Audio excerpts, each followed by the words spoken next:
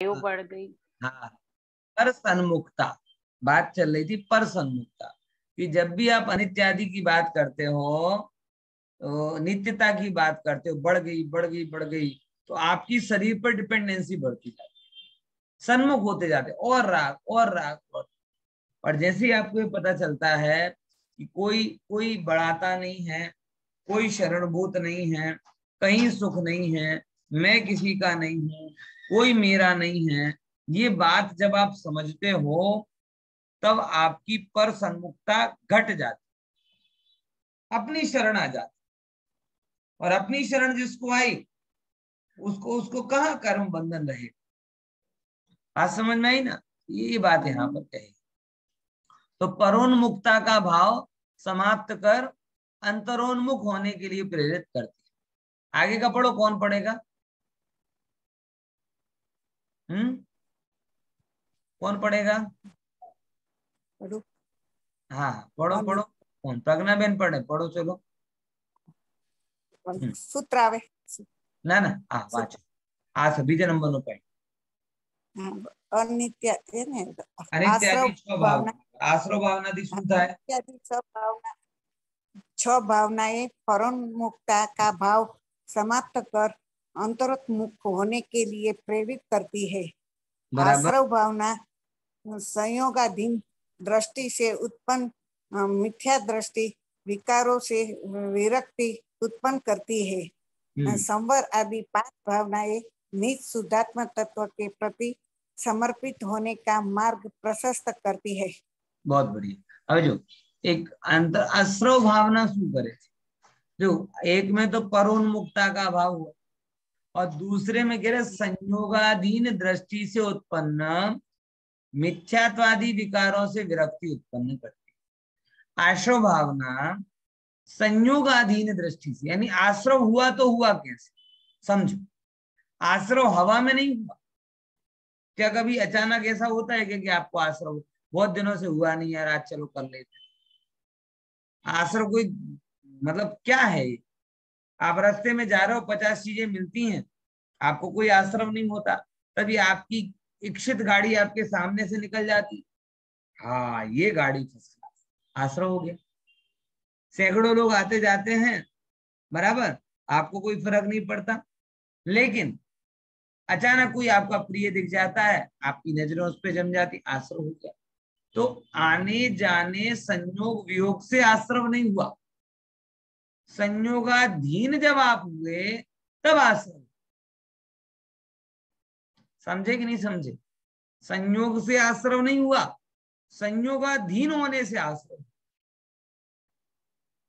आप महल में भी रहो लेकिन आप में महल ना रहे, ऐसा हो सकता है। ऐसी कथा आती है कि एक साधु था, बराबर, एक साधु था और क्या कहते हैं, साथ में उसके साथ राजा, बड़ी प्रसिद्धि थी, तो राजा उसके गया कहने के लिए कि साहब आपकी बड़ी प्रसिद्धि सुनी, आप महल में चलो। तो साधु बोलता है ठीक है चलो चलो, बहुत बढ़िया, चलते हैं।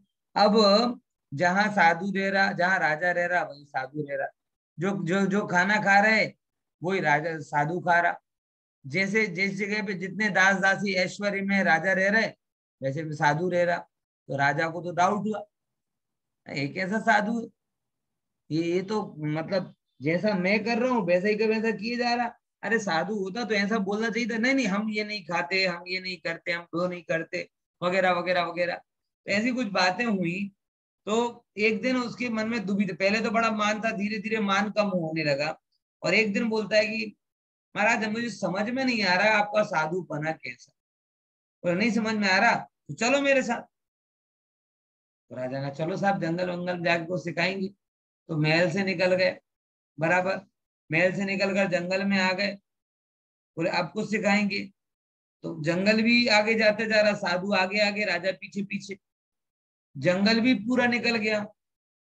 बोला अब कुछ बोलेंगे शायद। दूसरा नगर आ गया, तब भी कुछ नहीं बोले, तो भी आगे निकल गए। दूसरा जंगल आ गया तो भी, अब तो राजा की महल की सीमा, राज्य की सीमा आ गई। तो राजा बोला महाराज अब तो बोलो क्या है ये अंतर। बोले मैं महल में था लेकिन मेरे में महल नहीं, और तू अभी महल में नहीं है, राज्य में नहीं है, लेकिन तो भी तेरे में राज। इसीलिए मुझे कहीं भी आश्रम नहीं होता और तुझे हर जगह आश्रम।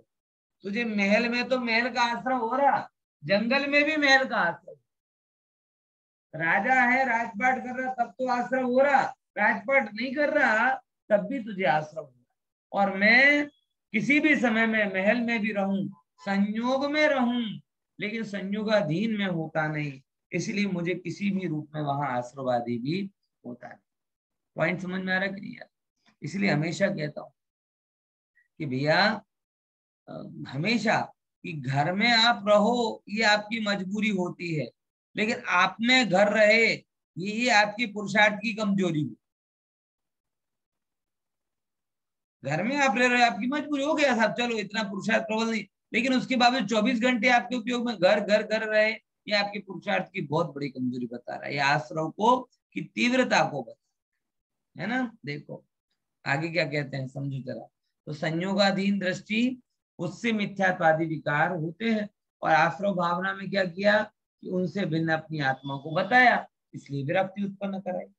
फिर संवर आदि 5 भावना, कौन सी ये सब 5 भावना बोलो? संवर भावना, निर्जरा भावना, लोक भावना, बोधि दुर्लभ भावना और धर्म भावना। ये 5 प्रकार की भावना निज शुद्धात्म तत्व के प्रति समर्पित होने का मार्ग प्रशस्त करती, कि कैसा चिंतन करें कि हमें आत्मलीनता प्रकट हो, कैसा चिंतन करें कि हमें आत्म स्थिरता हो, कैसा चिंतन करें कि हम क्या कहते हैं मोक्ष की तरफ जाएं, कैसा चिंतन करें कि धर्म की दुर्लभता को पाएं। ऐसा जो विचार होता है वो सारा विचार किसके अंदर आता है? वो सारा का सारा विचार ये 5 प्रकार की भावनाओं में आता है। तो ठीक है, तो शुरुआत की 6 भावना क्या करती थी? वैराग्य उत्पन्न करती थी। फिर आश्रव भावना क्या करती थी? संयोगी भाव छुड़ाती थी। और संवर भावना क्या करती है? आत्मा के प्रति मार्ग प्रशस्त समर्पित होने का मार्ग प्रशस्त करती। अब देखो बड़े अच्छे अच्छे लाभ बताए हैं, ये आप सबको समझना है। बोलो पगना बेन बोलो। बार भावनाएं क्यों माना? भेद हाँ विज्ञान की उत्पत्ति और वृद्धि होती है, हाँ वृद्धि होती है। पर द्रव के प्रति राग भाव गल जाता है, हाँ वितरकता की वृद्धि होती है, कसाई की अग्नि बुझाती है, विपत्तियों में धैर्य और संपत्ति में विनम्रता प्रदान करती है। बहुत बढ़िया, कितने अच्छे अच्छे उपाय हैं। देखो भेद ज्ञान की उत्पत्ति और वृद्धि होती है, सबसे बड़ा लाभ। कितना लाभ? कि जो भेद ज्ञान, अगर आप सुबह का व्याख्यान आपने सुना हो समय सार का, तो पूरा भेद ज्ञान के लिए समर्पित था, पूरा का पूरा व्याख्यान, बहुत बढ़िया चर्चा उसमें आई थी। तो वहां यही कहा कि भेद ज्ञान की उत्पत्ति कब होगी? कि जब आप देह के साथ, शरीर के साथ, परिवार के साथ, पैसे के साथ मैं भिन्न हूं, ये भाव लाओगे ना, तो आपको वो पता चलेगा कि भाई भेद को जाना तो भेद की भिन्नता कर पाओ, नहीं तो अभेद में ही भेद जान के रह जाओगे, या भेद को अभेद मान लो। पॉइंट समझ में आया? शरीर और आत्मा, शरीर और पैसा में हूं तो भिन्न, लेकिन भेद ज्ञान की कमी के कारण मुझे उनकी भिन्नता दिखाई देती नहीं। तो सबसे पहले नंबर क्या होता है? भेद ज्ञान की उत्पत्ति होती है और वृद्धि होती है। दूसरे नंबर का लाभ, ये आपको बताना है कि मैंने 12 भावना पढ़े तो परद्रव्यों के प्रति राग भाव कैसे गल गया। सबसे बड़ी बात देखो, अगर आप तो सरल भाषा में कहें तो शरीर को जैसे ही अपना मानना छोड़ा ना, किसको देखकर? आपको अच्छे कपड़े का लाभ, राग, खाने पीने का राग, मकान महल का राग किसके लक्ष्य में लेकर होता है? बताओ। सब चीजों की अगर जड़ को देखोगे तो आपको एक ही बात ख्याल में आएगी, ये शरीर आपको अपना मानते हो, हम सब मानते हैं, इसलिए शरीर की अनुकूलता के लिए तमाम उपाय करते हैं। अब जिस ज्ञान के द्वारा आप शरीर को आत्मा से भिन्न जान लो, बराबर ना, तो अपने आप जब शरीर ही अपना नहीं रहा तो फिर शरीर को सुख देने वाले ये साधन, धन वैभव परिवार स्त्री पुरुष आदि भोग विलास की साथ उनके प्रति राग होगा तो होगा क्यों? कोई व्यक्ति अपने आप को जीते जी राग का पिंड मान ले, श्रीमद जैसे कहते हैं ये शरीर के परमाणु और शमशान की पर्याय पूर्व पर्याय आप जीते जी मान लो, तो फिर आपको कोई श्रृंगार का भाव, इसके लिए सामग्री लाने का भाव, ये कुछ होगा क्या? अरे सिंपल भाषा में कहूं, कई डॉक्टर आपको कह दे कि आपकी आयु 1 महीने बाकी है, तो आप क्या करोगे? पार्लर जाओगे, शॉपिंग के लिए जाओगे, वर्ल्ड टूर के लिए जाओ, क्या करोगे? हैं? ओहो अब तो कुछ बचा ही नहीं है, तुम जाने वाले, अब तुम अपने आप कोई क्या भैया अच्छे खा लो पी लो, अब खा के क्या करेंगे, चलो दुकान चलो, अरे अब कमा के क्या करेंगे? हैं? बोलो हो जाता कि नहीं हो जाता ऐसा? वही के वही आप हो, और डॉक्टर ने ये कह दिया कि 1 महीने आयु बची आप, अपने आप सब चीजों का राग कम, ना दुकान अच्छी लगेगी, ना नया मकान अच्छा लगेगा, नया कोई विकल्प होएगा। क्यों, क्या हो गया साहब इतनी देर में? कुछ नहीं हुआ। पहले ये मांग रहे थे कि मैं लॉन्ग लास्टिंग हूं, और अब क्या मन में आ गया कि मैं तो अभी के अभी क्षणिक। अपने आप राग कम हो गया, बस भूल यही होती है।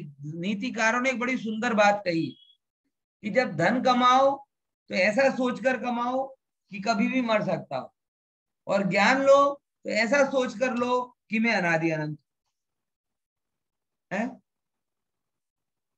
ख्याल में? जब धन कमाओ तो क्या भाव करो कि मैं तो कभी भी मर सकता हूं, ये भाव आपको क्या करेगा?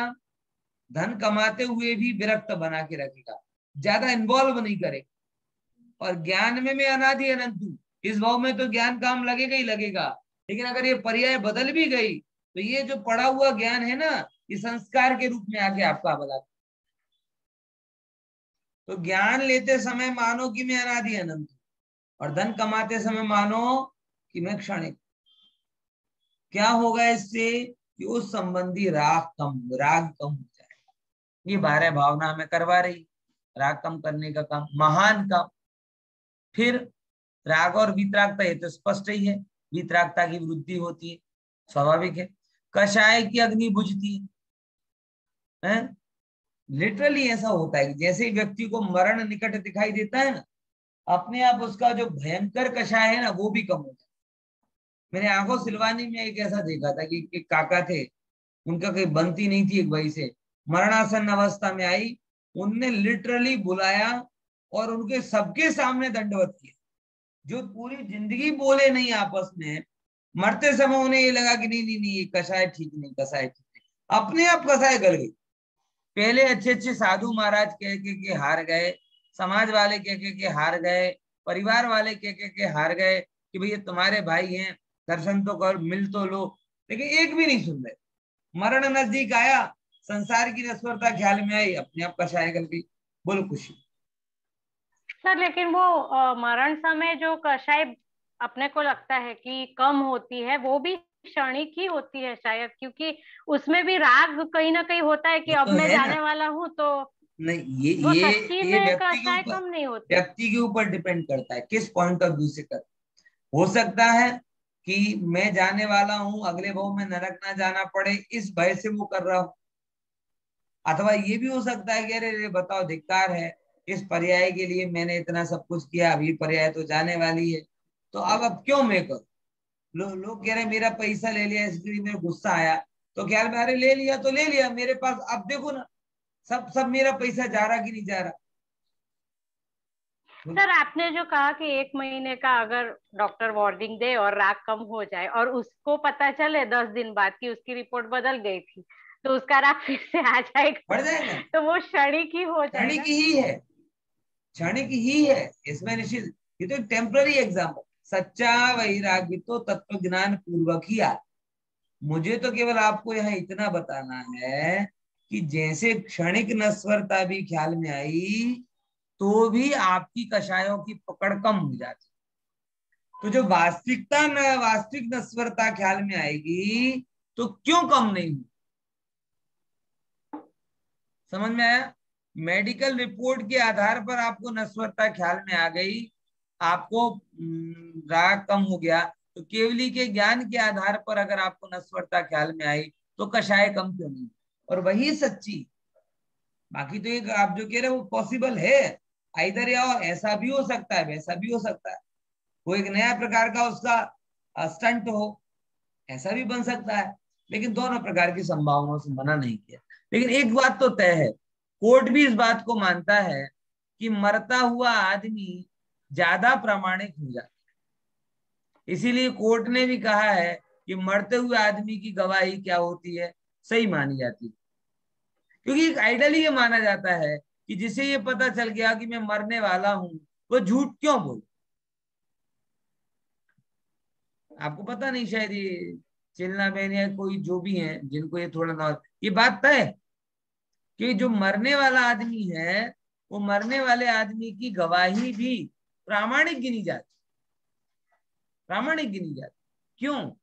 क्योंकि जैसे ही उसे अपनी नश्वरता का ख्याल में आता है तब वो अपने आप ही उन चीजों से परे पहुंच जाता है ना। तो जो 12 भावना का चिंतन है ना, वो तो आज ही मरने के लिए तैयार है, उसे कोई डर ही नहीं, इसीलिए हमेशा अपने प्रति प्रामाणिक रहता है, तो कषायों की अग्नि को बुझाने में कारण बनती है। और देखो एक बहुत बढ़िया लाभ बताया, विपत्तियों में धैर्य और संपत्ति में विनम्रता प्रदान करता है।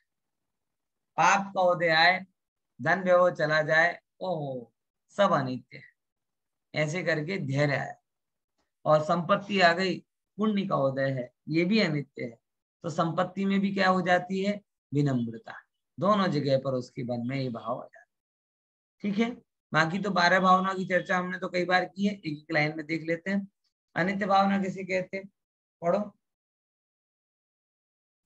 जिस जिस संयोगों में हम राग करते वे क्षण भंगुर है, संयोग असरण है, वियोग होना संयोग का सहज स्वभाव है, चारों गतियों में सुख रंच मात्र भी नहीं है, संसार निर्थक सारहीन है। बराबर, देखो कितनी बड़ी बात। अनित्य भावना क्या बता रही है, हम जिन जिन में भी राग करते हुए सब क्षण भंगुर, इसलिए तो श्रीमंत ने बोला एक ही लाइन में उनकी नित्य भावना आ जाती, क्या राची है ज्या क्षणनो प्रसंग, कि हमें क्या रंजायमान थे ये, क्योंकि बद्दी बाजू तो कहो प्रसंग छे क्षण भंगुर छे, क्षण भंगुर छे, क्षण भंगुर छे, बराबर। तो आपको आप अनित्य भावना ना विचारથી વિષયોનો રસકસ નીકળી જાય છે। પછી असरण भावना में संयोग असरण है और वियोग होना संयोगों का सहज स्वभाव, कोई संयोग शरण नहीं देता, और जो शरण दिख रहा, जो संयोग के रूप में आए हैं वो भी वियोग को प्राप्त होंगे, उनका सहज स्वभाव। इसीलिए आज रूप मिला है तो कल क्षीण होगा, इसकी स्वीकार आज, आज धन मिला है कल चला जाएगा, इसका स्वीकार आज करो।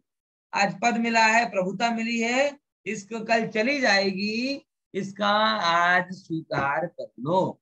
ये बात असरण भावना से। संसार भावना क्या कहती है, चारों गतियों में क्या नहीं है, सुख रंच मात्र भी नहीं है, ये निरर्थक है, सारहीन है। ये चर्चा तो अपन कई बार कर ही चुके हैं। पढ़ो आगे की भावना। एकत्व भावना, दुख दुख मिल बांटकर नहीं भोगे जा सकते, अकेले ही भोगने होगे। और अन्यत्व भावना, स्त्री पुत्र धन आदि सभी मुझसे भिन्न है, अन्य है।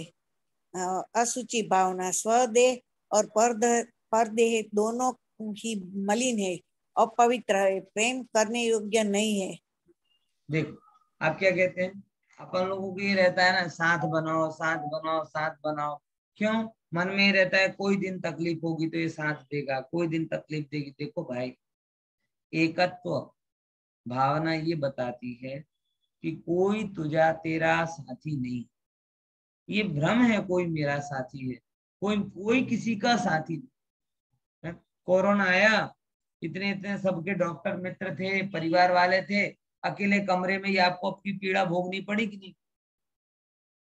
बोलो, बीमार होते हो, सब कुछ अनुकूलता होने पर, करोड़पति है, बुखार आ गया, उसका भी शरीर गर्म हो रहा, रोड पर चलने वाले को बुखार आ गया, उसका भी शरीर को गर्म हो रहा है, किसको कौन हाथ लगाने आया बताओ? वो ये आपके प्रिय मित्र पुत्र आदि जो कहे कि नहीं पापा आपका शरीर बड़ा गर्म हो रहा है, लाओ थोड़ा सा ताव मुझे दे। गांठ आई, कौन ले लेगा आपके शरीर की गांठ? मन में टेंशन आई, कौन क्या कर लेगा? इसीलिए एकत्व भावना ये बताती है कि भाई तू भले कितने साथ खड़े कर, लेकिन तू ना किसी का था और ना कोई तेरा होगा, ये बात मन में रखेगा। फिर अन्यत्व भावना, ये सब मेरे से भिन्न है, स्त्री पुत्र धन आदि सब मेरे से भिन्न है, ये जानकर उनसे अपनी भिन्नता को महसूस कर। देखो कुल मिला के बात इतनी सी है, सरल सी भाषा में कहें, साथ में तो हम रह रहे हैं बराबर, शत्रुता हमें करनी नहीं है, और साथ के लोभ में पाप बांधना नहीं बराबर। सत्य को समझो कि कोई पुत्र है, पत्नी है, पिता है, आप उसकी कर्ता नहीं, ज्ञाता मात्र हो, भूमिका अनुसार जितना कर्तव्य उतना करो, बहुत ज्यादा उलझो नहीं। इस संसार में हर एक व्यक्ति अपनी अपनी योग्यता, अपनी अपनी रुचि, अपने अपने पुरुषार्थ से भले बुरे संयोगों को पाता है, इसमें कोई किसी का कर्तृत्व होता नहीं है, ये बात थोड़ी गहराई से समझना। और फिर आती कौन सी भावना? असुचि भावना, कि स्वादेह और परदेह दोनों ही मल। अपने प्रति श्रृंगार का भाव हो, देखना स्वदेह मलिन है, और पर शरीर के प्रति राग हो, किसी स्त्री का शरीर देखो, किसी पुरुष का शरीर देखो, और उसको देखकर राग आए, तो मन में क्या विचार करना कि ये परदेह भी मलिन, देह तो देह ही है ना, उसमें क्या कोई बात, ठीक है ना। इतनी चर्चा अपन ने की, विशेष चर्चा अपन बात। जय जी। जय जिनेन्द्र।